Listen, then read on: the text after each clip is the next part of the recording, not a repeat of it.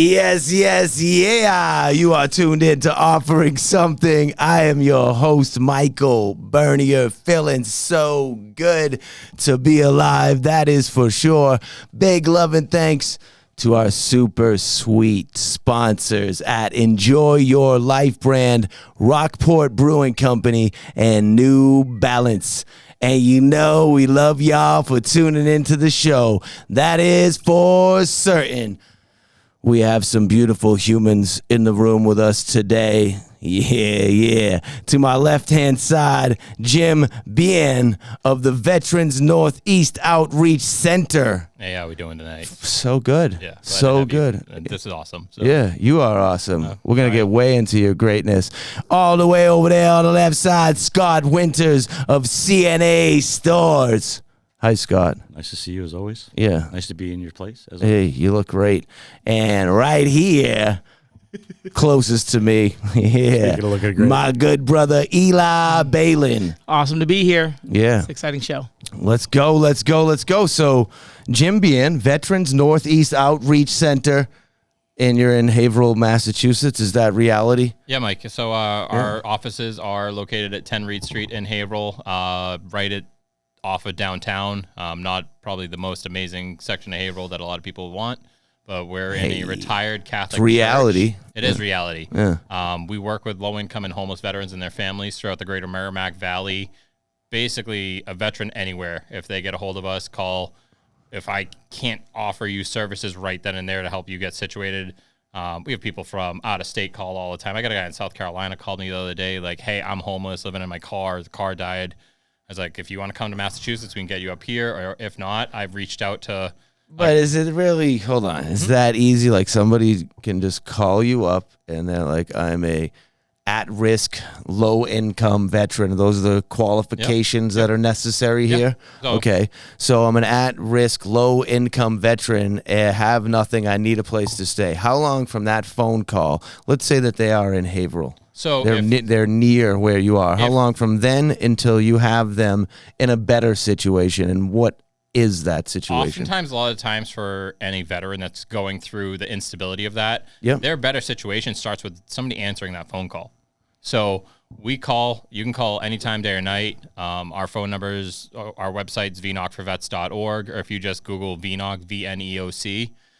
We've been around since 1985 in the greater Merrimack Valley, started in Lawrence and been in Haverhill since 96. Right. So you literally call and you get somebody that's dedicated. I mean, we're a small nonprofit. We have we have 31 employees actually right now. And you call, the phone number goes to our intake coordinator, Chris. He has this awesome lady that works with him, Kirsten. That's actually Scott's better half. Oh, gosh. So much. I see what's going better on here. So much better half. Kirsten I'll agree. Works as our intake specialist. So every veteran that comes in and they're like, hey, we need your DD-214 or your record saying that you served. It's a requirement. If not, we'll help you get it. We have a great relationship with the National Archives down in St. Louis. So give us your name, your social, where you enlisted from, and we'll get your records for you. And is that process a couple minutes or is this days? So the westing is a couple minutes, and then depending on the situation, if it's emergent, we can get records in 3 to 5 days, where even 2 years ago that took up to a month. So what happens on those 3 to 5 days? They remain in the same situation they were in? Is there some sort of purgatorial program we're providing? It depends on how severe their situation is. There are programs. We have great relationships with other organizations as well, as far as homeless shelters go. I've got a veteran right now that we're putting up in a hotel until we have an open room in one of our buildings on November 1st. Right, because you actually 100% believe that this person needs the help. Yes, absolutely. This guy was living on a mat, didn't even have a tent.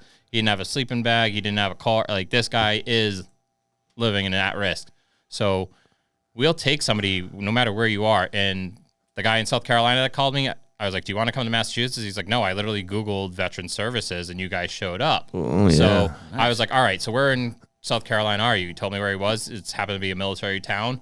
So I was like, all right, let me make a couple of phone calls. I called down to the VA in Columbia, South Carolina. Yeah. I reached out to somebody that works for a program that's called VASH, which is VA Subsidized Housing. So it's like Section 8, but for veterans. And I was like, look, I've got this vet. He's living in his car. Car's dead. He's going to need money to help fix his car, but he's also going to need an apartment. This was last week. I just found out he was accepted into the program over the weekend, and he's apartment hunting. And if he does the legwork, because it's not we're doing all the work, the veterans have to be. They have to put some effort you have to into put your it. effort into it. And this guy could be housed by the end of the month, like permanently. Now, I assume that there's a lot of people that you're dealing with that are suffering with addiction problems also. Yep. So they're not going to be out there going to find a place to live and having a vehicle and these types of things. Like, what are we doing to assist these types of people? That is we get our veterans, if they're eligible for VA medical care, which we have a healthcare navigator that works with us, Jackie. Yep. She goes make sure that if they're eligible for Mass Health, if they're eligible for the VA down at Brockton VA Hospital has one of the best detox wards anywhere in the eastern part of the country. And they do everything from like a 7-day program to a full 28-day program. They'll push people if they're self-treating as a result of mental health that was occurred by deployments to Iraq, Afghanistan, things like that. There's some great facilities actually down in San Antonio, Texas that we refer people to. So we're there to help take care of vets. To assist along the way. How do you determine if the person is in that situation and they're not telling you, I got this drug problem also? Experience has a lot of our lived experience. I mean, I'm a veteran. I started as a member I was a client of VNEOC when I medically retired back in 2014. Yeah. I went to live in Little Rock, Arkansas for a couple months because I had a cardiac issue. The hospital that was recommended was in Little Rock, Arkansas, which surprised me being from, I was like, why am I not going to Boston?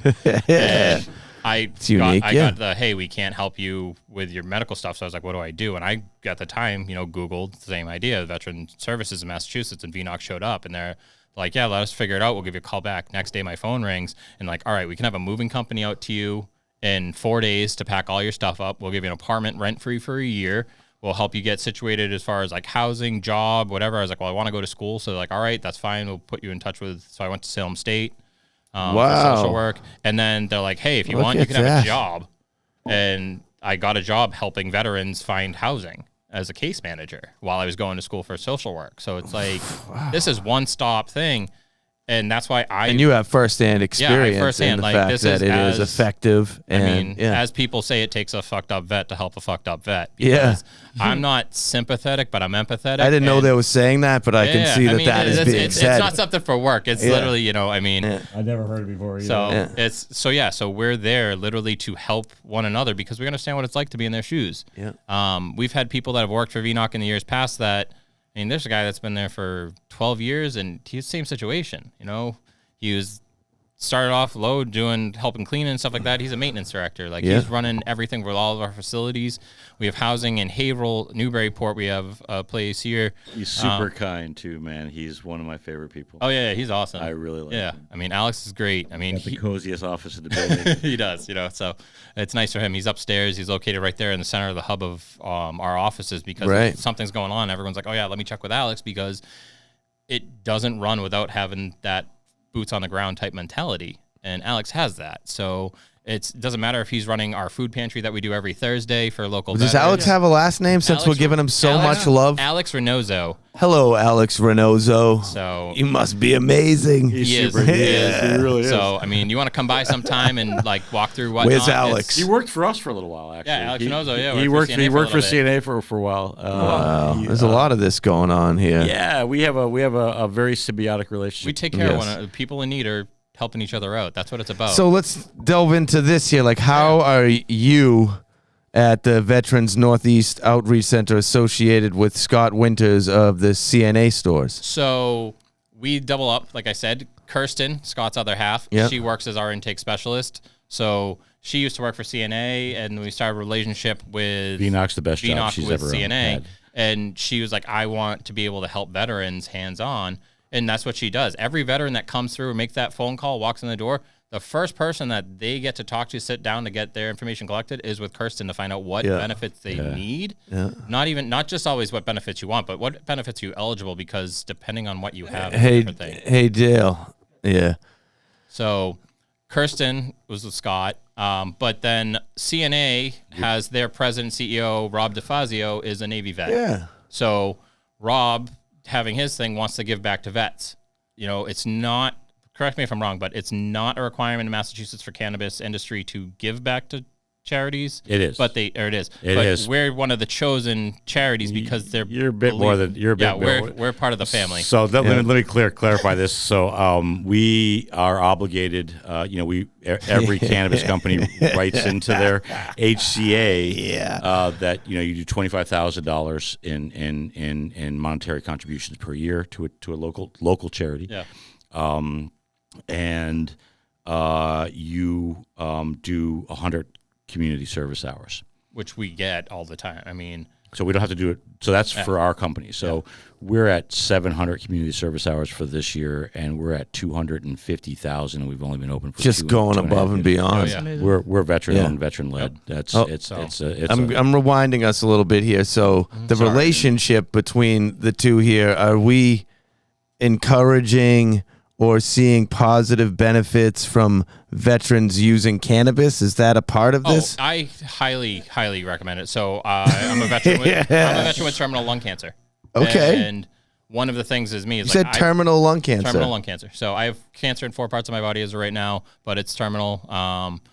So I use gummies to help alleviate the stress on the muscles around my lungs, so it makes breathing easy, makes sleeping easy. So like my high is not like I just need the euphoria. I just need my body to use the cannabinoid receptors that are naturally a part of it to relax, to help basically tell the rest of my body to like slow the fuck down and just ease up. Wow. So that's what it is. My body's been telling you to slow the fuck down since the day I met you. It has.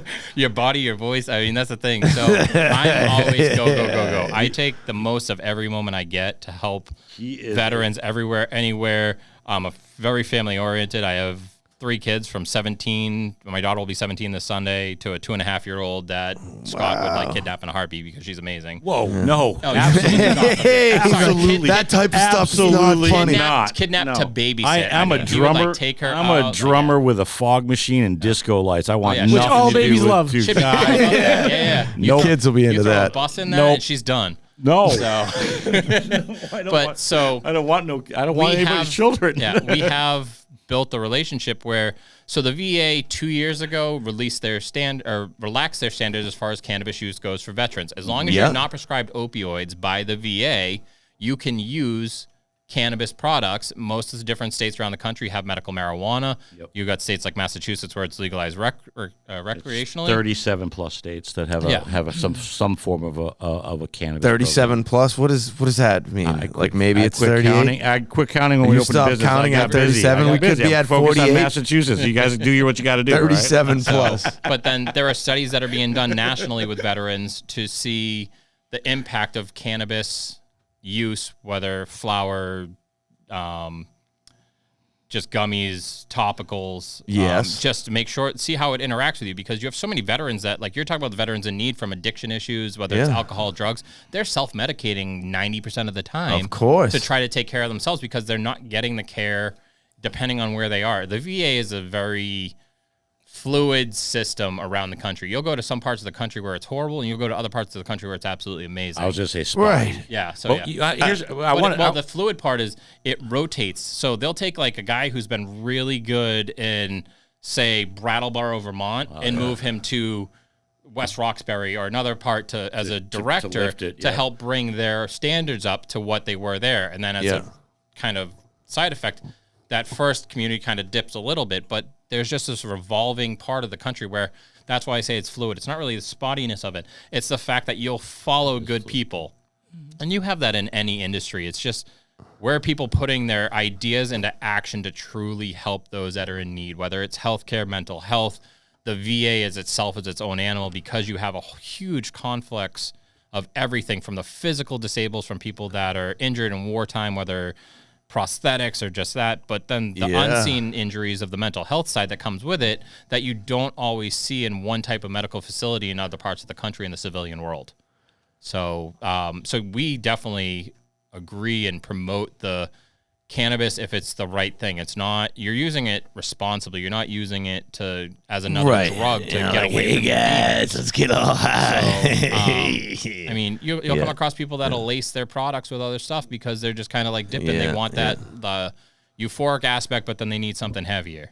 So it's clear you can that get that from cannabis, I think, though. Yeah. So it's clear that the Veterans Northeast Outreach Center is having a direct positive impact. You're sharing these stories of occurrences. But I assume that it can't all be this lovely, that there are times where you can't help for one reason or another, that there's these challenging things that are going on amidst us the whole time. So what are the things that, like, let's say there is a person that you know needs help and you know that you can provide it, but this is stopping it? What are those things? A lot of the time, the number one roadblock that you come in helping a veteran is the veteran themselves. And having to have somebody that, you have people that are entitled, hey, I served, I did this. And a lot of the times it's not like, I mean, I'm 40, I'm the Iraq-Afghanistan generation.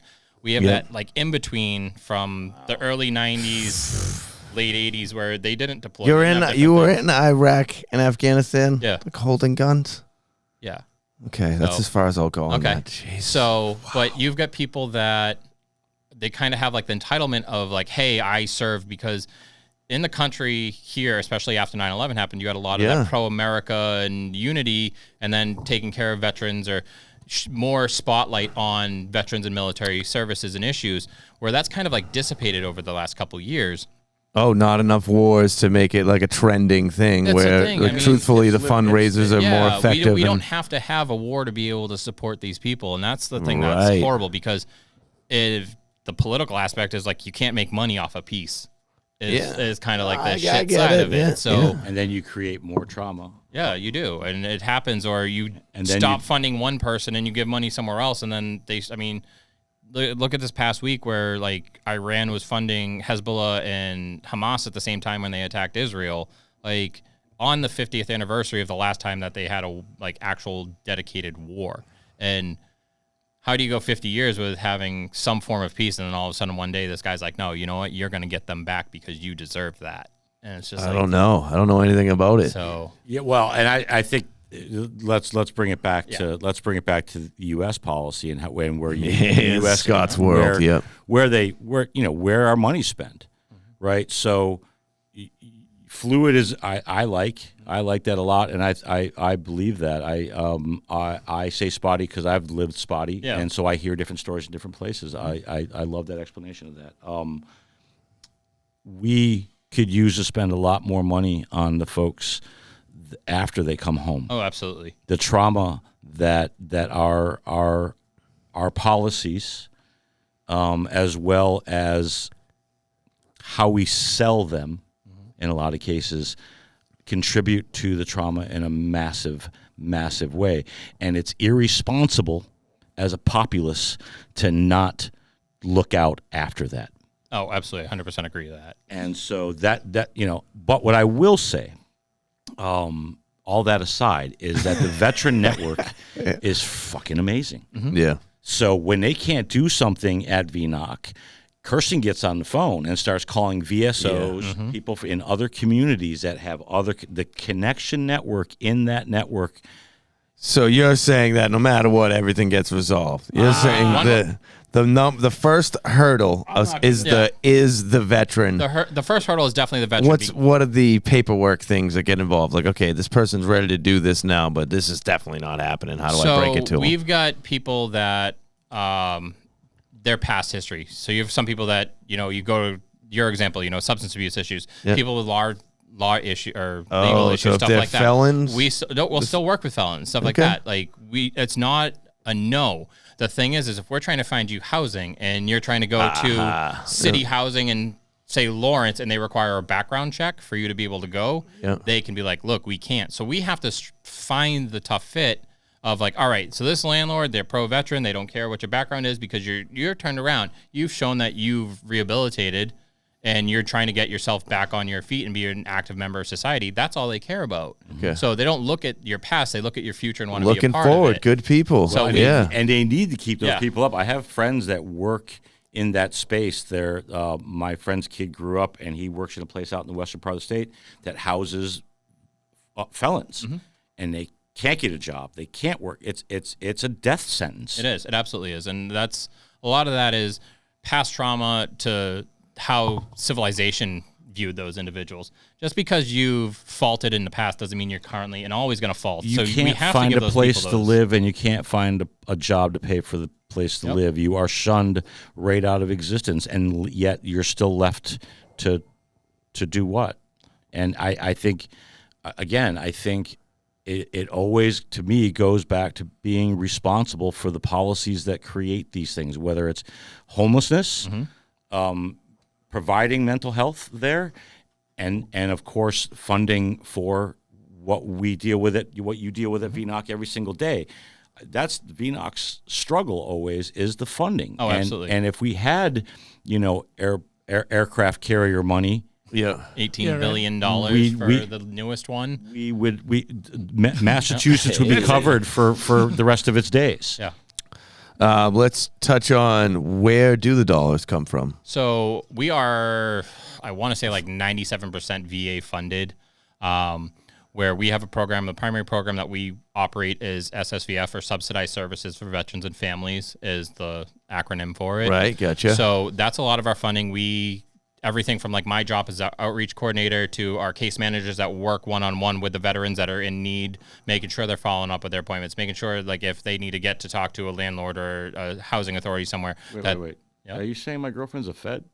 Yeah, pretty much, So, but buddy. her job Cameras is paid on. For, so yes. So Dale's a Fed. Dale is post office. Yes. Yeah. So yeah. they're sort of federalized, sort of not. So they still take the holidays off, but sometimes you get your mail. My sax player is a visa guy. He gives out visas in Dover. I shouldn't say. I'm not gonna say it because he. Never mind. I'm not gonna say anymore. Dial it in now. Yeah, I know where the visa center is. Yeah. So, so our funding primarily comes from the VA. Now we have other things. So you asked like our connection with CNA. CNA had chosen VNEOC for their sponsors. That's or so to sweet. give their money Isn't to that lovely? that they're required, but they go so much further than that. So we approached VNEOC, and I'm going to be real. Talk into the microphone. Move it over towards your face. I'm sorry. I'm going to be real. We only expect you to be real. If you're going to be fake, I'm not really sure I I never understand came what through that the is. screen. I get it. Through the screen. we opened it when we came in, but okay. You get my point. God. Hardly. English is my second language. Not really. We approached VNEOC when we were first getting started, and we approached VNEOC with $25,000 a year for 5 years. This is pre-pandemic. And we didn't approach VNEOC right off the bat. We had 7 different organizations, and we approached these groups to hire vets. We weren't looking for a charitable thing. We were looking for vets to work for us. Work at CNA stores in at Amesbury CNA and Haverhill, Massachusetts. So, Yeah. Work at CNA. And we Is it strictly every employee at No. CNA stores is? No, definitely not. No, Okay. 20%. When you walk in. 20% of us are vets. 20%. Okay. The rest, the 80% is Yeah. not. We all pitch in on the community service hours and Yeah. talk about all those good things. But what was I saying? I don't know. So you were saying that you approached 7. Oh yeah, yeah, it's 7. So thank you, man. Yeah. One of It's good us to have knows. the non-smoker in the room. We had all these VSOs at our conference table, and Veteran service officers. So Yeah. every town in the VSO. state of Massachusetts has a person that is a veteran service officer. They are responsible to the veterans of those community to help them find benefits. A lot of the time is reaching out to organizations like us. There are several others in the state that do the same thing. VSOs. VSO, Veteran Service Officers. Yeah. So so the VSO, so like Newburyport is Jeremiah, and he's in Amesbury. He covers Amesbury, Actually, Merrimack, Salisbury, I think yes, and Newburyport, because Newbury is different than Newburyport. this is Newbury. So we're in Newburyport. So that's Jeremiah. He is one guy with Rich Yardy who works for him, and Hunt. he has another woman. Hunt works with him. Yep, as Hunt well. works for him as well. And just they cover 4 towns. And there's a surprising amount of veterans in this area that like it's not posted everywhere. Everyone doesn't make themselves noticeable that they are a vet. But each one of them made themselves noticeable at our conference table who was pro-cannabis and who wasn't. And all the VSOs that I'm going to say around the table, from Lawrence to Newburyport, were like, we've had conversations how to make hash. Yeah. But the one person that was not was a gentleman by the name of John Ford, who worked for VNEOC, and he was very skeptical. And I have a tendency to Latch on to those people.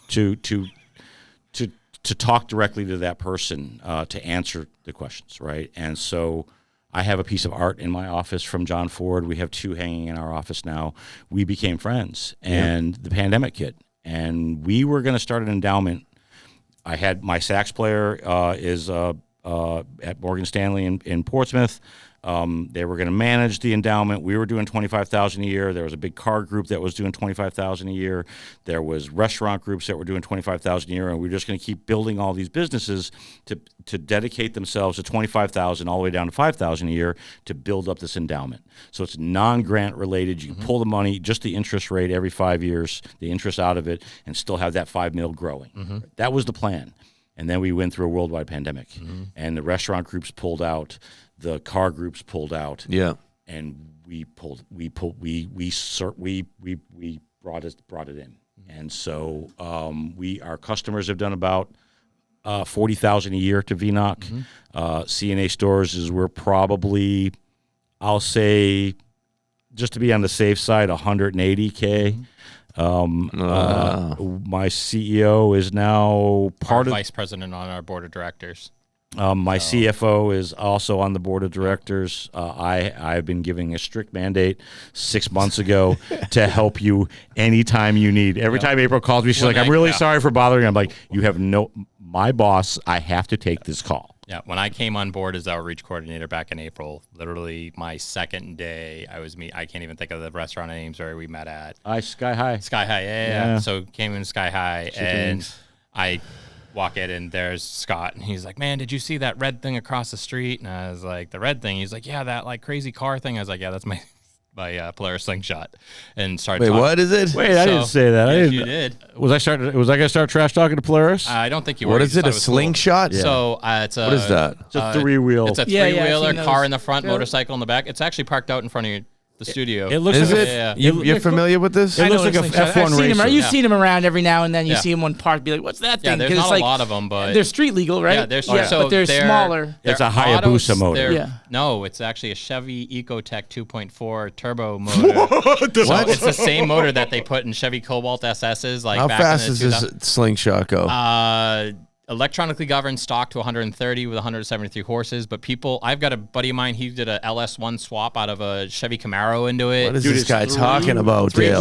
wheels. 3 wheels. Yeah, so 2 wheels in the front looks like a car, but it's driven by a single wide fat tire. Have to have them only in Massachusetts and New Jersey. Every other state, you don't need a helmet. So including the great state of New Hampshire that I reside in. So as soon as I hit the border, my helmet's off. Hold on. Yeah, it's a motorcycle. It's registered. Does it have as a windshield? motorcycle. It's got a windshield. Yeah, it's like this big. So yeah, I'll take You you for wear a a ride helmet? You have to have sunglasses. You can take me for a look at it. Yeah. So it looks like a Formula One racer. That's what they look like. The front of it looks like a sports car. You're low to the ground. But so I used to have a Harley and a bike, and so I have Tank as a service dog. He was not able to do his alerting because your primary pheromones for your heart come out your left ankle. So if I'm riding and had him in a sidecar, he's not going to be able to smell it. So it was like, all right, let's talk about Tank's connection to your life here. There's been a dog on the floor the whole time and walking around. I'm sure you've noticed this. So what's up with Tank? So Tank is a cardiac alert service dog for me. Pheromone-based alert prior to tachycardia or cardiac arrest. I have a genetic heart condition that I didn't find out until after I'd been in the military for a few years. And so my heart is larger than it's supposed to be because of this genetic disorder called dilated cardiomyopathy. So Tank's job is to tell me before I go tachycardic, which is a fast increased heart rate, or cardiac arrest, so I can take different forms of medications to slow it down and avoid going into cardiac arrest and my heart just stopping. So Tank, literally, he's 8.5 as of October 5th. He's been with me for 7.5 years, fully trained for cardiac alert, goes everywhere I go. He went to school with me, he goes to work with me. He's actually the outreach supervisor at VNEOC. So I'm the outreach coordinator. I have outreach specialists that report, so technically Tank's their boss.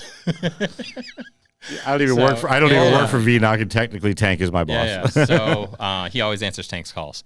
Yeah. So Tank goes everywhere with me, events. It's a great thing too, is because I'm all about education, whether it's veterans in need for mental health, veterans in need that, like, I've had vets, especially like you talk about like the veterans of cannabis. I'm like, look, have you tried looking into this? Because it's not a heavy pharmaceutical that's going to be something that's going to put you on your ass. You actually still have your life back. You can always send those folks if you Oh yeah, absolutely. I mean, that's the thing. I've brought people down to CNA to be like, look, if you need a quick education, that you're going to get it from them, because the bud tenders at CNA are actually like legitimately qualified to be like, look, you're looking for this aspect or not. So back to Tank.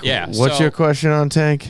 Well, what I was curious about, because what his job is in terms of like checking out on your that your heart rate doesn't go too high. Does that mean you personally actually can't exercise too much? Like you need to keep a kind of a slower heartbeat? I went from like, I've run marathons in my lifetime while I was in the military. I mean, I'm at 6'4", like 218 pounds or something like that when I was at the hospital doctor appointment last week. But like before my heart issue, I was 185 pounds at 6'4" and ran and did all this workout and stuff like that. Like, I kept my paramedic certification up after I got out of the military because my wife plays rugby, so I would be the team medic. So the fastest I will run is if somebody is hurt or bleeding, and then Tank will check to make sure that I'm not going to drop dead after that fact. I will take care of that person, and then my ass is going to sit there while that person gets up or gets brought and taken by paramedics to a hospital or something. So it depends on what other woman is around. Wait, so you can't run? I can't. No, not to like the fact that I used to run. No, like my body just won't tolerate it. How does Tank notify you that there's a situation going on? So the pheromone-based alert, he's trained that if it's tachycardia, the increased heart rate, he comes over and puts all his weight in my left leg.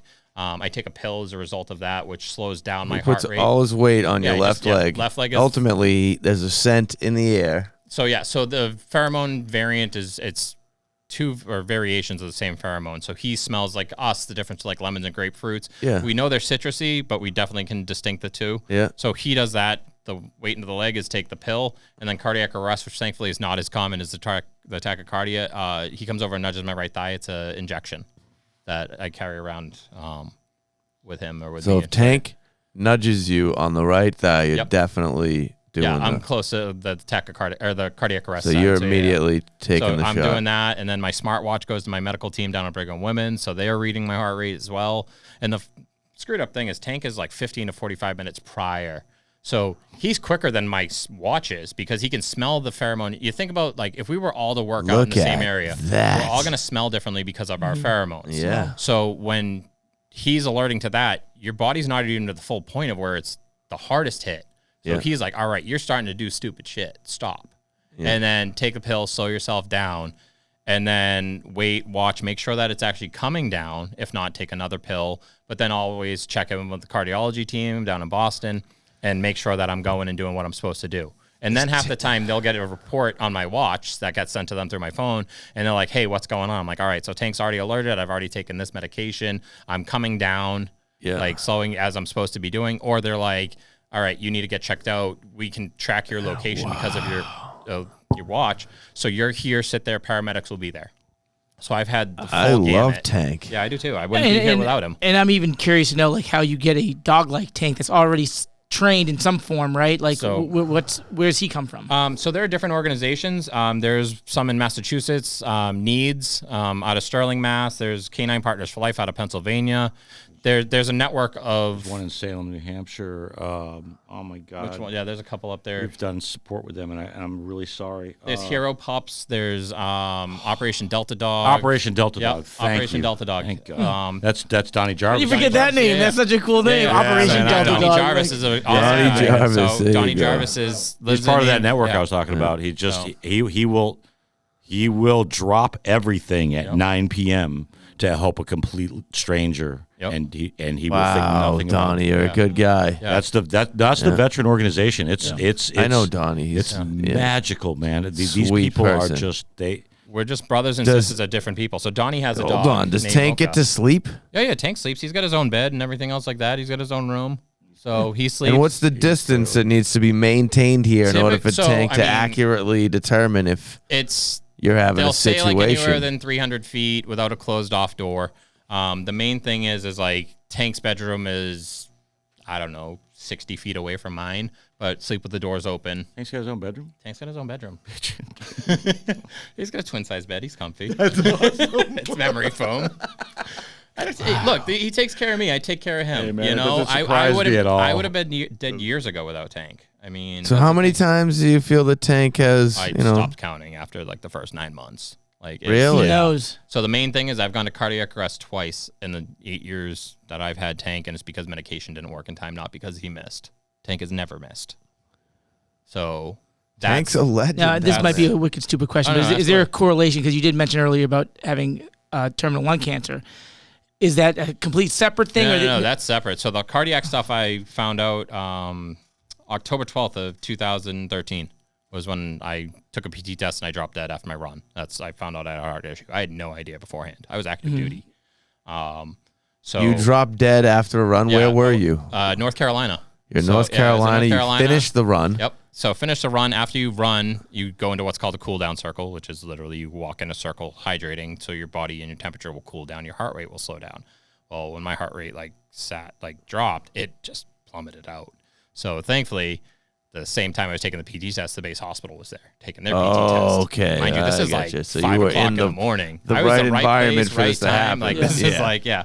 Okay. So that's what I've been dealing with, and it's a genetic disorder where it's a delayed mutation of a gene, and it's tracked to my father's side of the family. There's been 14 people that have been diagnosed. We found over the years. Currently, there's only myself and my cousin Jackie. She lives down in Rhode Island. That out of those 14 people that are left alive, my cousin Meg passed away almost a year ago now. It'll be a year next month. But she was active duty in the Army. When she found out about her, she went through an actual transplant that failed or rejected after 4 months to a artificial heart for 5 years. And then she got a second transplant, and then she lived, I think, She had 11 a years. heart transplant. Artificial heart. Was it and through then Abiomed by any chance? I don't know what it was. So, but so she had That's because she had a backpack that she had to wear everywhere she went for the battery for her artificial heart. Wow. So she'd have to change that stuff out. So talk about adjusting your lifestyle where you're active duty. In Hold the on. military. Yeah. her heart is running on a battery. That's Yeah. where. Yeah. Artificial hearts, they don't have your. not even running on a battery. It's an artificial heart. Yeah, I've seen it's it. know. not your neurologic system Yeah. that is running it like we do normally. So she had a battery, she'd walk around everywhere with a backpack, but she did Tai Chi to help her find her center and keep her calm, and that was her own way for keeping her health or mental health, especially dealing with this. How do you feel? I mean, you can't ask. I mean, it's one of the things is how somebody's going to react, and especially mentally when they're told look, you can't do this. Your body's going to shut down. I mean, even when I first was diagnosed, I went through 33 days of just absolute shit depressive. How can I get through this? And then How old were you?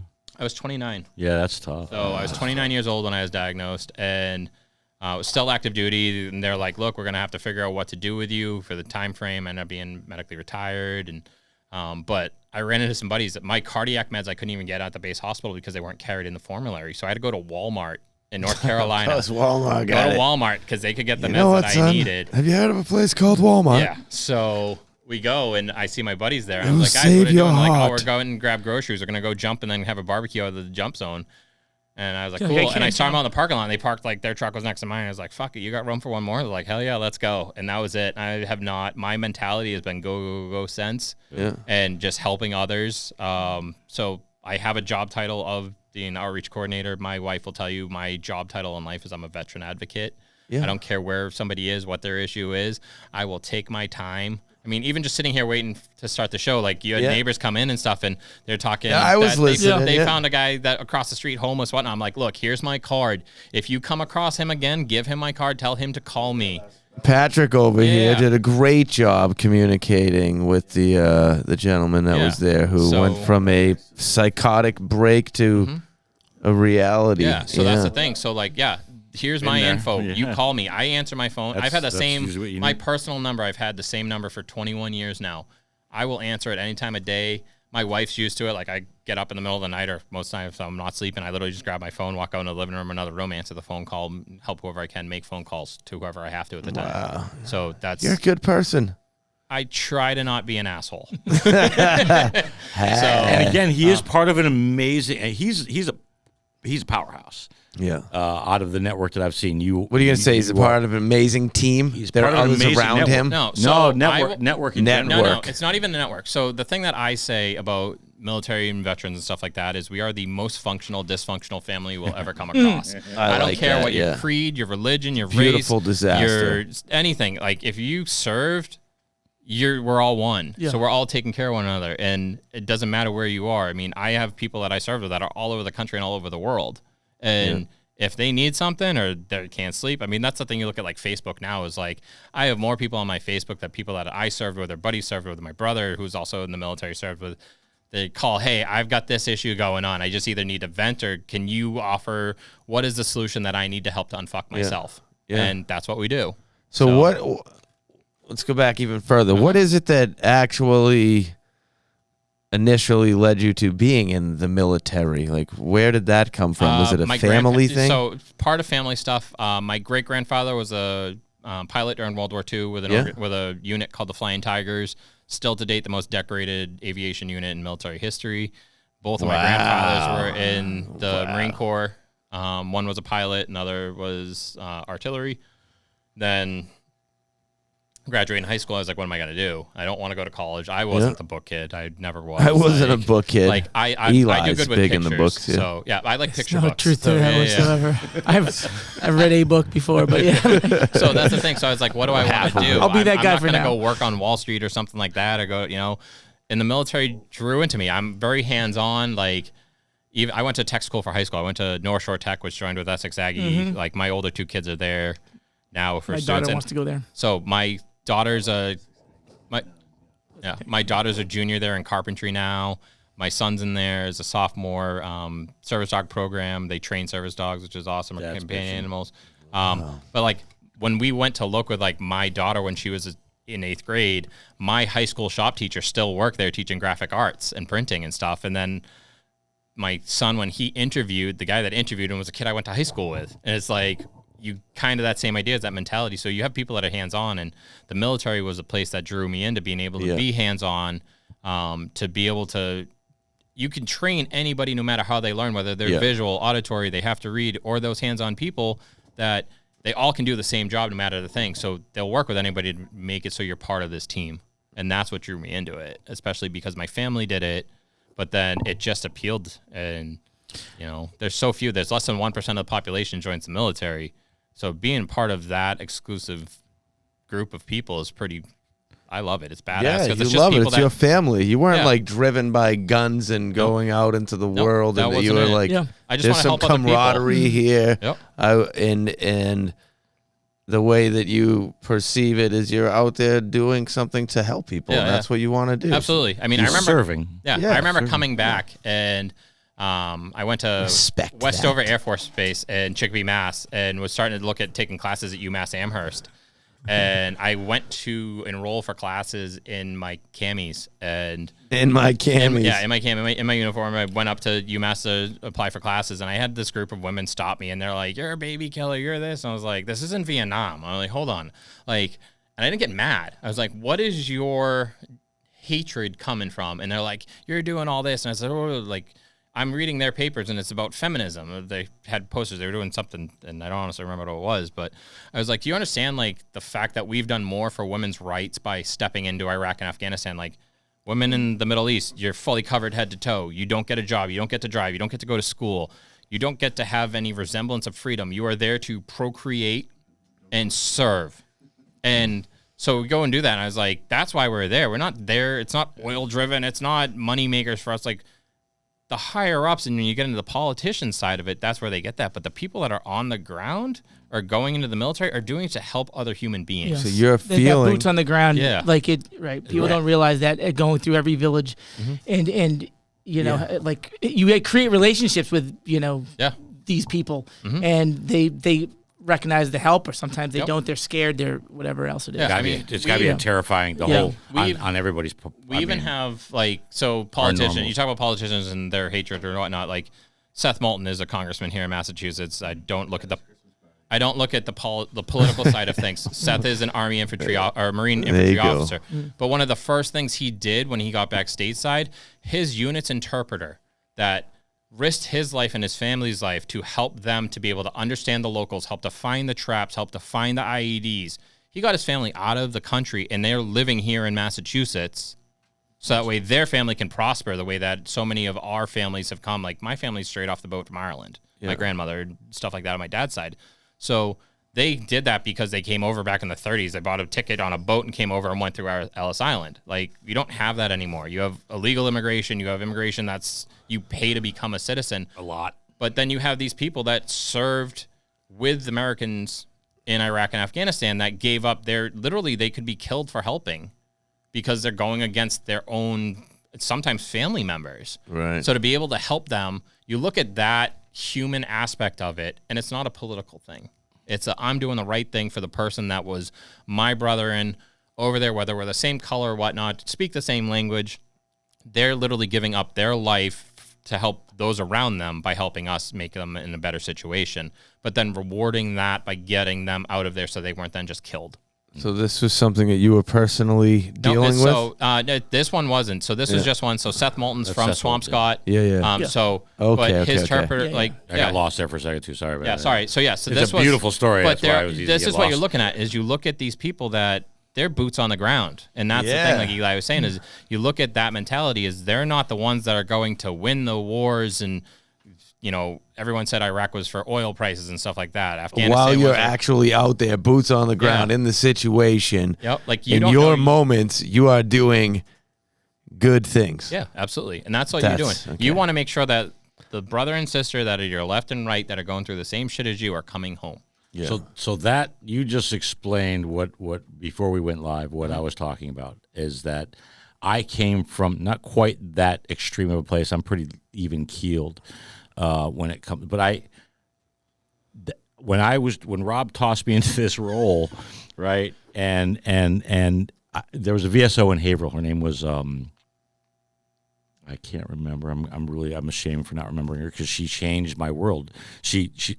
We're not all the same is all she told me. Yeah. And we're human beings.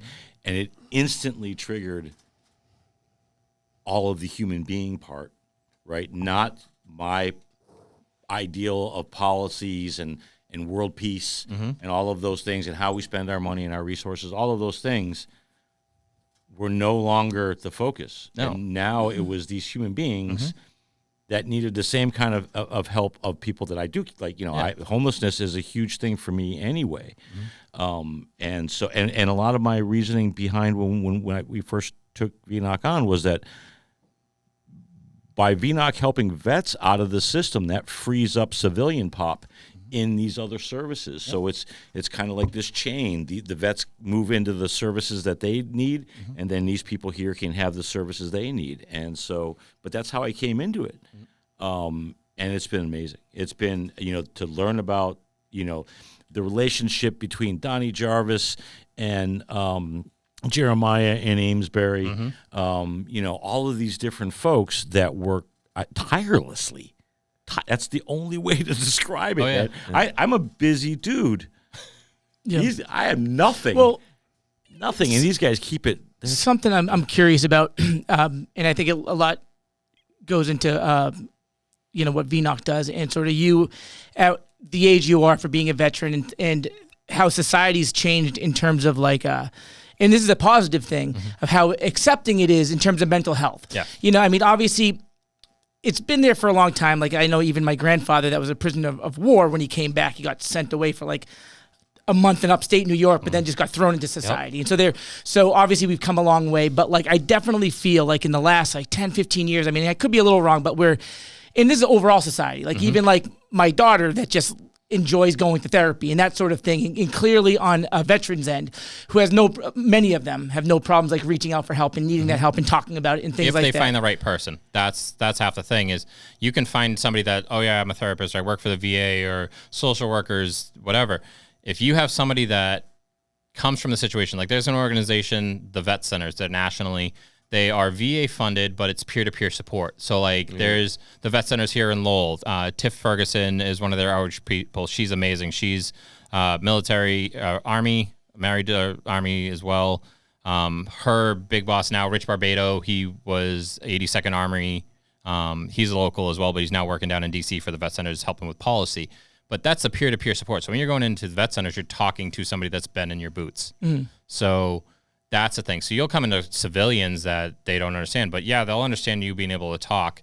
The past 10, 15 years, the results of Iraq and Afghanistan of mental health in individuals then getting put out into the civilian population as a result of them being discharged medically or otherwise from the military has changed the way that our society treats mental health illnesses. Period. You look at like PTS, so post-traumatic stress. Wasn't a thing until we learned it from vets. Yeah. So, but it was like your grandfather. You're saying as a prisoner of war, it was shell shock syndrome. There's just a different name. Yeah, so many different names that have changed, but it's the same thing. It's post-traumatic stress. Right. It's their body's physiological and psychological reactions to the traumas that they're being faced in.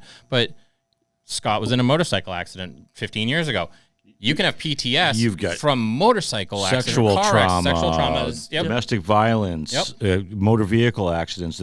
We in the advocacy community of mental health, we and I hate to say, we owe vets like some sort of weird lip service, but in the cannabis space, right? A lot of the things that we know of in my industry, we utilize the veteran part of that cause, man. It was easier. Oh, yeah.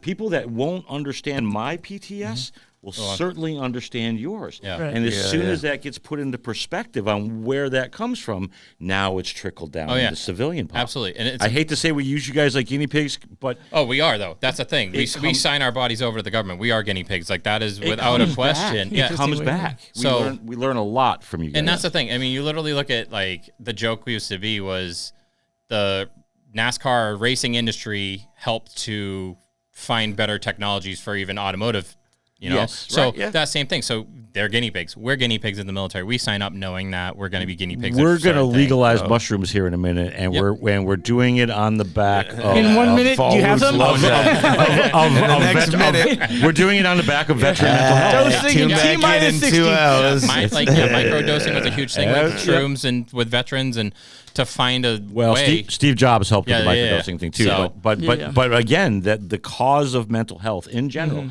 and then the natural forms that I make my living from and believe in to my core. We've put that into the veteran community, and we can utilize that as a different advocate. Oh yeah. Right? You're advocating for my advocacy. This guy treats this like they're going to understand you treating an issue with cannabis, and it's going to click. And a lot of their defense mechanisms are down already, and that makes it so much easier for civilian pauper society to really sink those messages in. No, it's the veteran angle, and I hate to call it an angle, but people working to care for such a concentrated society, such as veteran population, where a lot of people have the same forms or similar issues, whether mental health, physical, whatnot. So you have this concentration of them, and this works to do it. So people will give a little bit of compassion to the veteran title, which then allows other actions, other areas of the industry to latch on and be like, look, if it's working for them, it'll work for the woman that was sexual harassed or abused by her ex or whatever, or, a guy that was motorcycle accident. Yeah, any type of accident, things like that.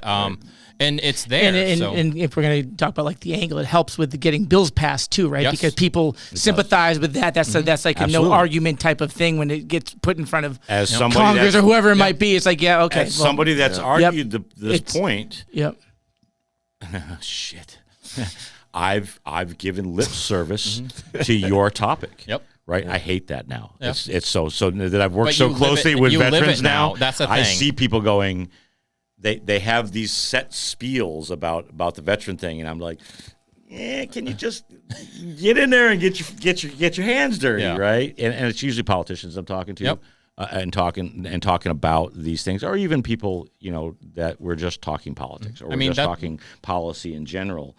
And I've seen it in my industry. I've seen lip service, and I've seen folks that really mean it. And the focus and the light has to be, because it's not.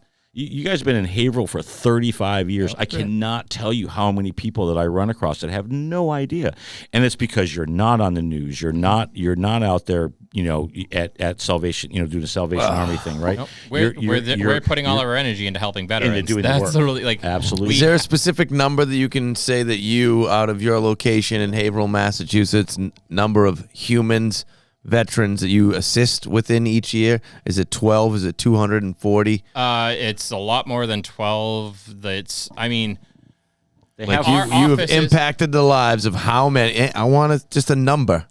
No story, a number. No. So the number Give me that I pay attention to, and Yep. we were talking about it a couple weeks ago, is how many people in the last 10 years have had to come back for our services?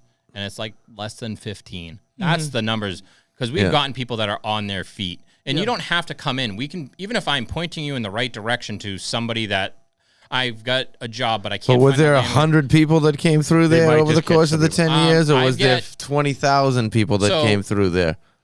Give me some kind of Well, I numerical bet you there's been a lot of here. growth, right? The more accessible you become, the more what I was Yes. just talking about earlier in terms of it's, there's more comfort within a veteran now being okay with it, right? Like then, so you guys have probably gone through like its own growth and like whether it's adding a facility in Newburyport or Yeah. whatever. Yeah. So I mean, our like Newburyport, it's housing. So we have houses in different areas: Westford, Chelmsford, Haverhill, Newburyport. Scott's helping to redo our flyer for that, so he's actually gone around to take pictures of them. Well, some of them. Well, but- some of them, and then like our CEO is on. He's caught up in your bug, and he bought a property and donated it back to VNEOC. Wow, that's so sweet. So they have Nice. 6 facilities in the Haverhill area. They have another facility in Newburyport. I know that We're we in plow. Chelmsford, Yeah, Westford. that's part of Rob's plow route. I've never seen. So those we've facilities. had we had an office that was in Salem, New Hampshire a couple years ago. COVID, we had to close that one. We had in Marlboro that we had to close that one. Unfortunately, we don't have the ability to go there. So anybody can come from any of the areas, and we work Middlesex, Essex County, and Barnstable County. We have somebody down the Cape that works the Cape area for the Cape and Islands. But your number, it's a few thousand in the last couple of years that we're helping these people. Okay. We CNA, we do a food pantry every Thursday from 10 to 2. CNA sends a couple workers every week that volunteer to come help hand out at our food pantry. And these are people that they know our veterans that are there week to week. It's a group, maybe 60 to 80 vets a week that come every Thursday. They're not just veterans. You've got And their some families widows. You've and, got yep, some widows, veteran widows that come for food pantry. Yep. you have the food pantry at CNA? No. No. We have it at VNEOC and at Reed Street in Haverhill. We did have it at CNA. yeah. We were closed for a couple months too. Well, we had And it you long guys before said that. We had it during the yeah. pandemic. We got 17,000 cases of food. Yep. And John Ford. 17,000 cases. 17,000 of cases. food. So Donnie used to And now where we that. grow, we delivered 17,000 cases. Yep, Donnie would get it Nice and work. he'd bring it up to I'd meet him in New Hampshire because living in New Hampshire, we didn't have we don't have the veteran services in New Hampshire that we do in Massachusetts because we don't have a veteran service officer in every town because it's not funded. The one thing about about New Hampshire is you don't pay a lot of taxes, so you don't get a lot of benefits from the state because there's no money to fund it. So veterans, up until a couple of years ago, had almost no services, and Chris Sununu passed some bills that gave some funding to veteran service organizations, which has allowed it to reach. But during the pandemic, we had nothing. So there, you would have Mass Fallen Heroes Foundation that would down at Gillette Stadium pack together food boxes, and Donnie would load up his truck and van and whatever he could get, and I'd be like, look, can I get 10 of those? I've got elderly veterans up here that definitely can't get out because they're high risk for COVID, things like this going through the middle of it. I need can I just get 10? And Donnie would be like, go meet this guy out there with as many trucks as you want, and he will load you, and you can bring it. So we started bringing, we had U-Haul trucks showing up every other week. We'd have U-Haul trucks, and we'd have everything show up. We had the World War II veteran and his wife. Yep.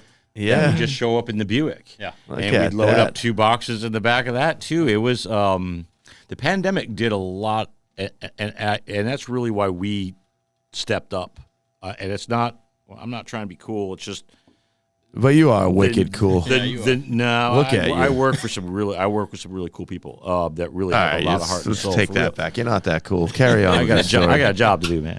You are super He's average. corporate What do you all of a have to sudden. say from your No, the funding middle of the drive- road, I'll take one of those. mundane, I'm good. human?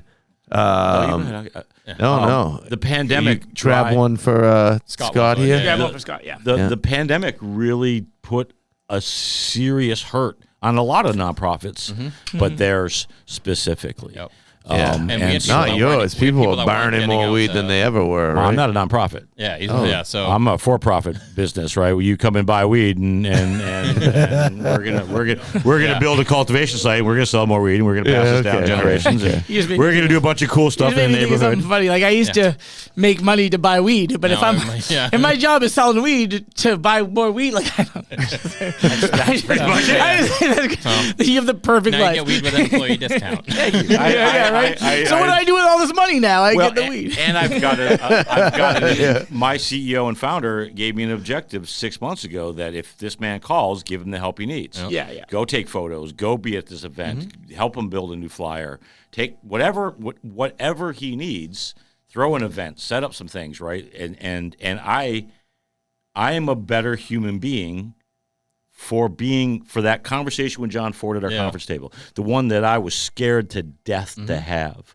Wow. Here we are no, yes, it's understanding. That is true. Yeah, the cannabis come together is what made it better. You know, a little bit of education goes a long way, and it doesn't matter what the topic is. Their whole staff, I've gone in there any day of the week, and half their staff is wearing CNA shirts. Yep. Nice. Oh yeah. And that Tank's got a CNA bandana he was wearing. Look the other day, at that. that means the world to me as a cannabis advocate, right, is that this organization of 35 years that does all of this killer work day and night tirelessly has a respect for the company that I work for. So that's a huge... And therefore the industry, because you're saying something by wearing this shirt. I mean, that's You're a great basically partnership saying, you I guys use have going on, cannabis. for sure. Oh, it absolutely is. I mean, that it's the money aspect is one thing. Like they say this, like the thing that hits the hardest is you guys are at 700 hours of community service and philanthropy so far this year. Yeah. You can't pay for that. Right. We're 1,460 since our... Well, you our said thing. 700 earlier today. So I 1,400 think for this year so far to date, maybe. I'm Okay, sorry, Scott, no, we no. get it. You're We're awesome. 1,960. Scott, no. So, There you go. All right. the Next reason why- week is 2,800 So, hours. All right. the reason Anything why else? you- Like, The reason why I Again. say that is because How incredible. that's the difference between lip service yeah. and doing it. But no, the thing And is, so any of us out there that have either the homeless conversation or the veteran conversation, and that's all it is a talking point, and you're loud and proud about it, boots on the ground and then talk. yeah. Let's I mean, go. So they have, the core group of people that are there every week, day in, day out for our food pantry from CNA, and then a couple stragglers will come in when they get the time, depending on their schedules. But when I have a group of veterans walk in and somebody from CNA, like Matt especially, Matt's huge on it, and Matt's their IT guy, so he's like hold off back in he's over at cultivation now, right? Yeah, he's a vet. So he's like military guy, too. he's guy. And He's got his own. he will sit there and talk with our vets and be like, hey, you weren't here last week. Is everything going okay with whatever this medical thing is that you have? Or, is your wife good because we haven't seen her here? And then you got They're Adam. Adam's the Adam's whole awesome. totally does beast. He's another veteran that amazing. works for us. So my point is that I wasn't part of this group. Yeah. And now you until are. we've Look at started you. CNA Yeah. stores, and I get this magic of these people that are doing this stuff for the real reasons. Like, I get to promote our company, and we get to do it the right way. These folks are, and I do for you for the right reasons as well. Mm-hmm. But the reasons that you and Donnie and Jeremiah do the things that you do at every hour of the day is completely different. Oh, yeah. And I'm a better human being Absolutely for knowing different, that network yeah. of people. It's just we're real. taking care of, like, I literally want if if I was to drop dead because of whatever health shit I've got going on wish you tomorrow. wouldn't say Yeah, shit yeah, like I know that. you hate it, whatever. But so if it were to happen, my wife goes to somebody, my husband passed away, and she doesn't have to worry about my burial because my burial is taken care of. I'll go to the New Hampshire Veterans Cemetery and be buried there with brother and sisters that are veterans, and it's hallowed ground. She's got that taken care of. She's got a group of people that are like, all right, what do you need for food? What does your family need for support? Without thinking of what they have to do. Oh, I have a doctor's appointment, or I have, I was going to go get my nails, and like nothing else matters. You're literally there to take care of one another. Like, I just got an email while we're waiting. There's a veteran that passed away in New Hampshire. I, with the Slingshot in April, actually is the state treasurer for New Hampshire Patriot Guard Riders. We're another small organization that we will accompanied veterans to the state cemetery, so that way they're buried with people that are there to respect them. Yeah. So there's a mission tomorrow at 12 to go to Bosquen. So that's what I'm going to be doing tomorrow. I'll go to the food pantry in the morning, duck out, go to that, and then come back to work.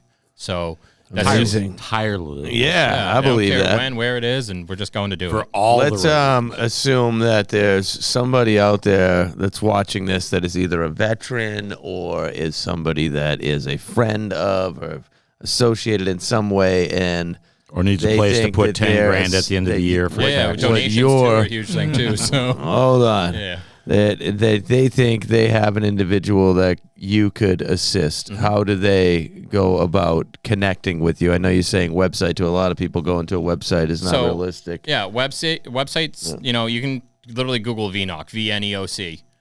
We have a Facebook page, VNEOC, Veterans Northeast Outreach Centers there. Is there a phone number, or can you pull up to the door? We have a phone number. number. Can people just walk in? You can walk somebody in our door. take somebody We're open there? Monday through Friday, 8 to 4. Yeah.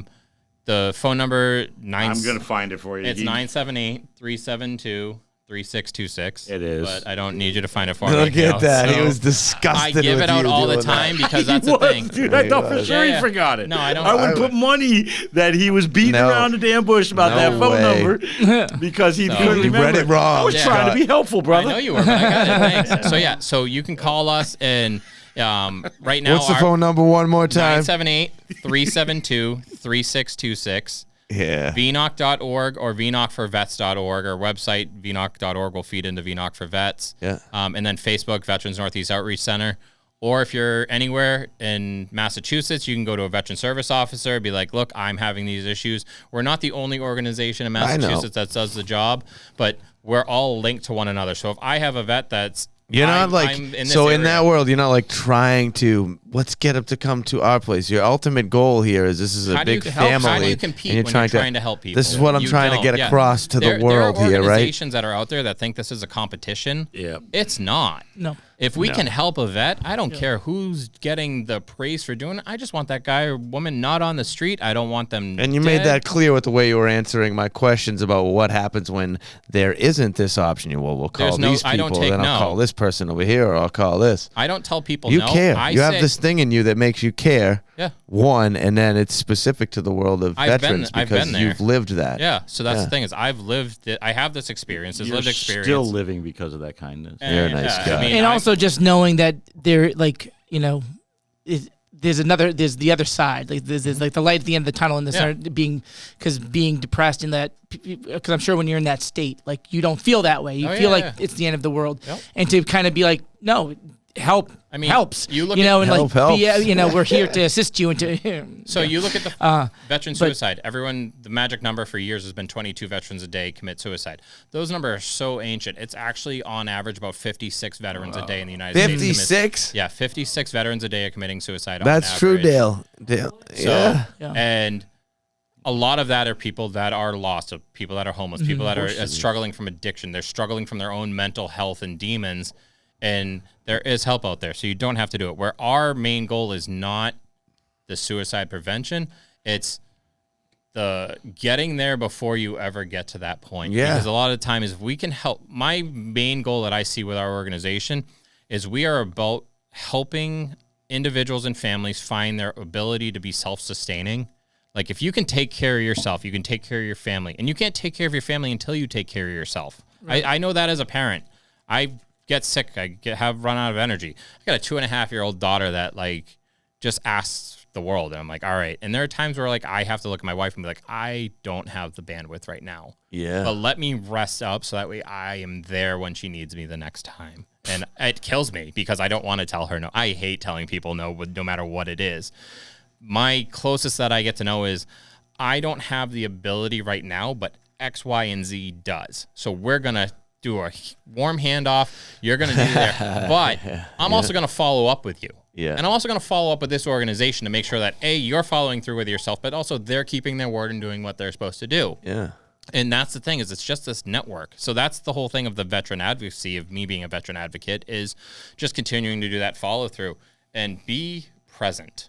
Yeah. So, I mean, Well, it's good to know that you and other people like you are out there in the world doing good for the sake of doing good. yes. You want to help people. It's not, and I'm just trying to remind the world of this, that there are people that actually care. They're all around you. They don't get the shine as often, but they're out there and they're doing great things.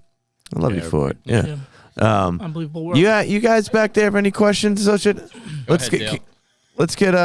Dale. Dale, why don't you come sit in this seat for a second here? Yeah. You look great today. There you go. So my question is, the Thursdays that you have Food in pantry. Haverhill, Yep. do you need volunteers or anything for that? We will always take volunteers because for that. we have the brothers at the lodge Yes. that will help Yep. if you want to come down. So yeah, I'll give you my reach out. phone number or whatever. Yep. We'll touch out. Look So at that. yeah, It's, what lodge is that? Sagahue Lodge. It's Freemasonry. Located in Haverhill. In Haverhill. On Wow, or- right there, well, right Merrimack next door. Street. That's Mer- right. Is it Merrimack? Yeah, because it's off of Washington. Yeah, right? it's right above Haverhill Haverhill Meat Beef. Company. Yeah. So, and the other thing is with the Look PTSD. at that. Yeah. I know. The Right PTSD. across, right Wonderful. across from the Haverhill Print Cafe. Wow. I always love you thought- guys. Yeah. Right across the street is the Mason building. Look above the first floor and you'll see the Mason. Yeah, that whole building is a Masonic building. Yeah. And fun Gorgeous one at fact, that. Fun fact us. that is the only building in Haverhill that is still standing that was built for its purpose. It was built for Freemasonry, and it's still used to this day for Freemasonry. That is See, pretty cool. I like that. I'm not sure I could give you that information. I think it's like I gotta make something I up know real like quick. 1860 Yeah, mid something. 1800s. It's like the architecture's there. You go inside, it's absolutely gorgeous. I'm also a Freemason, different lodge, but had the opportunity to walk through with Christian Courier, one of is he master? He is the senior warden. Senior warden. So yeah, they volunteered. VNEOC did a car show back in April, and we went out a couple weeks ahead of time looking for volunteers to help out at the car show. And Christian Courier, the senior warden from the Haverhill Lodge, we went and met him like that, and I, greeted another brother in the way that we do, but just sitting there talking and stuff like that. And he's like, "Yeah, do you guys want to see around?" I had a couple of people that I work with that aren't Masons, and they're like, "Wow, this is just absolutely amazing." I was like, "You don't understand like the history and the regalia that goes into Freemasonry." And the thing with Freemasons and working with veterans organization is it's good people doing good work for nothing other than doing good work. Wow. So Literally just want to volunteer your time Yeah. and make the world a better place. Yep. That's like So you said you had two questions? Oh, What's the other one is second just question? about it's not a question. Yeah. Oh. The PTSD. I always thought it was, a military thing and all that stuff. But I had a daughter who went through cancer, and I was diagnosed with PTSD. And I didn't know what it was. I went in, I had no idea. I'm like, just feeling this way. I have this going on. And I always thought it was like a military thing. And I was diagnosed, and I'm like, holy cow. I'm like, I just never knew. Like, and you said your motorcycle accident. You don't realize how many people out there. trauma affects everybody in different And it ways. just depends what kind of trauma it is, Yep. too. It's like, it could be the littlest thing. Like, but And you know how PTS, or PTSD, it changed. Like the switch is quick. Yeah. It's a short fuse, and it's not who you are. No, and it ruined a bunch of relationships in my life. Absolutely. And I became a different person. I hated It myself. I doesn't hated ruin everybody. it though. That's the thing, is it puts a damper on it. It doesn't. Yeah, because I mean, you're diagnosed. You're able to work on yourself. But I didn't know. I was for years. I didn't know. Yes, but then you can be like, look, I have this going on, because you have, especially being a parent with a sick child, the hypervigilism that you have, and the always worrying, and the am I doing the right thing? Did I do something to cause whatever's going on? I mean, like you're saying, like your daughter leukemia, like you don't know what you don't know. So once you're figuring out, you're playing the blame game. You're playing the depressant. Am I going to lose her? Am I going to do this? And it's so traumatizing on the individual human beings that no two people are going to react the same. So you're not going to react the same way that your wife is. And at some point, like, you're going to have that one parent that their mind is going to notice that the other is struggling, and they're like, fuck it, I got to put them first and take care of it. And you have more families that go through issues because of a child being ill from whatever it is, that it a lot of times will destroy a relationship. Yep. So because you're just trying to take care of your kid, because there's no parent that wants to ever experience their child passing away before they do. That's not how the world's supposed to work, right? We're all supposed to live happy life, raise our kids, and then go.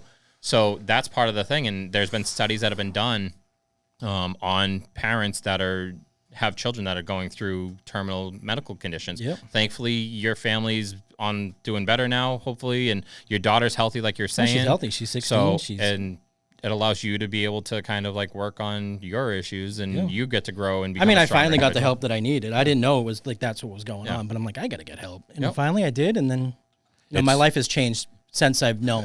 So. Like 100%. Like I feel like I'm a better person. Like I know why I react the way I do. I know why I'm doing these things. Before I had no idea. I always You just blamed it on working for the post office. Oh, I blamed it on everything. I blamed it on work. I blamed it on life. I blamed it on everything. I'm like, I couldn't figure it out.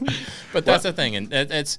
Well, or I tell people all the time, we're a nation built on unpacked trauma. Oh, yeah. A lot of our ethics, our work ethics, how we treat people, shooting straight from the hip, all of a lot of us love it. All of these things that we and I'm not saying that they're all bad, but I'm saying that they all come from a place treatable. And my thing with that is that good, bad, or indifferent, I spent half of a lifetime doing it a way that I shouldn't have. You didn't know any better. I had it under control enough. When the accident happened, the control was gone. Yeah. People in town started to notice that I was politics were always hot and heavy, but suddenly I was ready to go. You want to meet downtown? Ready to go. You're a little psychotic. You want to have coffee? Yep. Going in on it. I was that guy. Let's meet up. And my girlfriend noticed it, and my neighbors noticed it, and people in my community noticed it, and finally I noticed it. And yes, that was the exaggerated version of the same PTS that I had experienced half of my life that I thought I had under control, and that I built as my, as all these principles that again, I'm not saying that principles are bad. I'm just saying how you treat your fellow human being. It doesn't matter what your principles are. If you're not treating them with kindness and respect, you're not doing it right. Period. Yeah, regardless. But sometimes even you can treat people with kindness, but like. Oh yeah, you don't feel like that person. Like people think, oh, you're a great person, but inside you're like, I don't feel that way. I mean, I don't feel that. As like hallmark as it sounds, is like you don't understand. Like you can look at somebody's book cover, but you don't understand the chapters of their lives. So you don't know what that individual like. You can have somebody where you're arguing with them. We're in Massachusetts, road rage, right? Yeah. You don't know what that person in front of you that flipped you off with has been going through with their day. Right. So having a little bit of patience, having a little bit of empathy, and a little bit of forgiveness goes a hell of a long way. It does. So you don't know. I mean, I expect every person to walk through our door is going to be a shit show mess. And we've got to do everything to do that we can to make it so that is the last worst day that they had, and everything goes up from there. Help them clean up their mess. Yeah, and that's a lot of times, that's all we, Yep. First of all, there's a lot of times we need to realize that we're living in a mess. Yeah. And second of all, once we realize it, we're broke down to our weakest point. Yep. And now we need honest help. Yeah. So right? I mean, and it doesn't matter what community we're talking about, whether we're talking about your neighbors or the veteran community or whatever communities that we're talking about. That's what fixes shit. Yeah. So I mean, it is, and it's your community, and it doesn't. My veteran community, different neighbors and stuff like that. Your organization, your community, whoever you happen to find around you as an individual, that's going to help bolster you, because those are the people that care about you. Yeah. So my fact comes from people being in a veteran or serving, or the family member of somebody that's done that. I want to get you out of that situation. You can have, a neighbor that never served, stuff like that, and they have a house burned down or something like that. You think of the days like Red Cross shows up, and we're there to give you shelter for the time being. The first people that show up are the firefighters that run into your burning building. Yeah. That's your mental health people. That's the people that are there as an individual to help put out the fire. Then organizations like ours, or whatever the other, you have them for domestic abuse survivors. You have it for people going through legal issues. You have organizations. That's the construction crew that's there to help rebuild your house, whether it's your actual physical body or your actual physical house. That's the being rebuilt. And so we're the carpenters behind that as an organization. We're rebuilding you to become that strong I like your person you want to analogy. be. Yeah. And that's how we keep going. So I don't care what I have to do to make it happen. We're going to help you rebuild. I love it. I love you and your stance on rebuilding and caring. it's been a wealth of knowledge today, and what I've learned is that you're an incredible person, and that the Veterans Northeast Outreach Center, VNEOC, is doing a great thing. They are. I mean, VNEOC's been, like Scott says, 35 years and going. And keep it rolling. Keep it going. I love what you're doing, Scott. I love you being here today, Thank you for pulling having this me again. together. Yeah. Happy that I am aware of what's really going on here. For real, for the circle that I have, and you are good. You're a good person. Appreciate it. Eli, thank you for being here today. Nice seeing you again, You are too. wonderful. Phall Roots back there on the switcher. Appreciate it. Dale, I love you. I'm glad you came on this side of the camera. You look fantastic. I love you. Yeah. But once again, thank you so much for being here. It's been a wonderful time. Is there anything you would like to sneak in here before we wrap this thing up? I just remember VNEOC. This time of year, I have a wealthy friend who Good job. Great work. That plays keyboards with me, and it's the only reason why we. Yeah. And he's actually. Hey, we could use a few new cameras. Wealthy friend with the keyboards. He's the inventor. He's the Food inventor. deliveries throughout the show. So he's the inventor of touchscreen technology, and he lives up We by need you more than and Lee. deliveries and cameras, And bro. I said something to him about VNEOC. Yeah. And that time of year, it was this time of year, and he wrote a check for $10,000 because he needed a place to put tax for his hedge fund thing, and he likes to do There this you stuff. go. So if it's that time of year, I mean, no, that's the for thing, some though. folks, I mean, that's the tough. Well, you had to make the tough side decision. of being a VNEOC, baby. 501c3 is you have people with money that you get so much of a tax write-off for each year if you're in a situation like that. And we are tax write-off. I will write you a tax. Is it a letter tough situation, though? Like, even if the people do not care at all about what you're doing, but they're giving you money, the money's still going to The help. money's going everything. That's what I'm It's saying. You're like- still doing yield, same thing. Yes. Tirelessly. So wherever So the could money's care coming less, from, Rick. half the time I will do stuff and then be like, oh, yeah, how are we paying for this? so let me As long as the money's not coming from people that are out there killing veterans or other Yeah, we humans, don't have etc. any of that. Yeah, That's what I'm nothing like saying. that. So So let me the money's explain coming from the last year. regular humans here. Let me explain the last year of VNEOC. So What? the pandemic hit.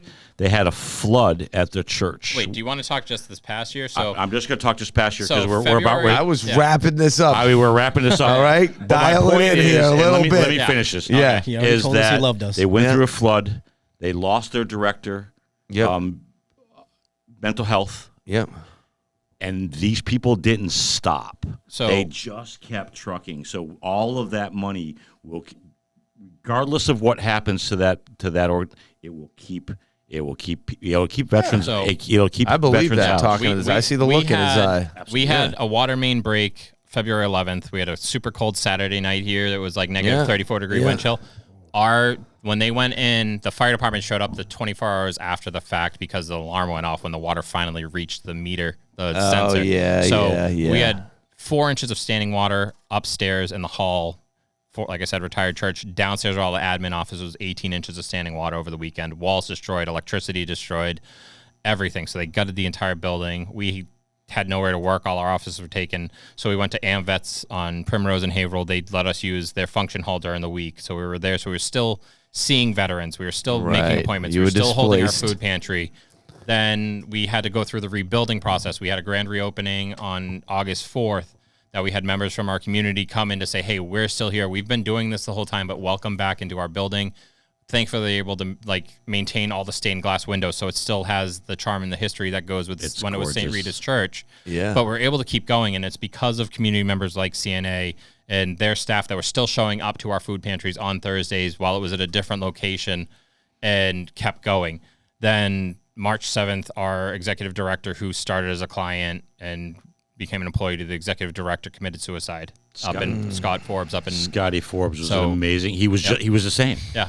He was tireless, and And- again, regardless of what trauma that they go through, when they did the awards ceremony, there was politicians in the room. There was service people. There were firemen. There were all these statuesque type individuals in the room. But the employees around the whole back half of that church thing were the proudest and stood the tallest out of everybody in the room. The organization is tireless, and they really, it's easy to love. So, I mean, it's people that are doing the right thing for the right people for the right reasons, and it's to take care of them, not ourselves. But Right in on. turn, it does take care of ourselves. I mean, I say it's Right, it's it's continuing fulfilling. therapy for myself, you know? Exactly, I mean, yeah. and that's the thing is getting help and talking to people is not something that is so archaic of an idea anymore. And that's amazing because it helps get the awareness out there to everyone, whether it's veteran, military, or civilian. Everyone has issues and has the struggles, so we're all there. If my resources can't specifically help you, I still have other resources that I can point you in the right direction. If you're not like when we do those checks where we have a person, hey, are you a veteran? Well, yeah, I am, or I just say I am because I want to get help, but then you're not. I'm not kicking you out the door. I'm gonna be like, all right, I you're can't leading help them you, in the but you're direction gonna go to where they this need the person, assistance. and we're gonna still help you because that's what we do. Because no person needs to be homeless. No person needs to be without a job, without a chance of education. We're just trying to make everyone better because our world is a better place when everyone else is better. I agree with that, and I appreciate your efforts out there. Now I'm really reeling this one in, boys, okay? I'm You done. all right with that? I promise. I'm not I'll asking come if back you have again. anything That's else fine. to I'll say. come back again if you need more. Because we see what happens there. I love you guys. This is Offering Something. Big love to our sponsors. Enjoy Your Life brand, Rockport Brewing Company, New Balance sneakers. Thank you to you for watching. Thanks to these people here, beautiful humans. Enjoy everything you do. It's all over. Yeah.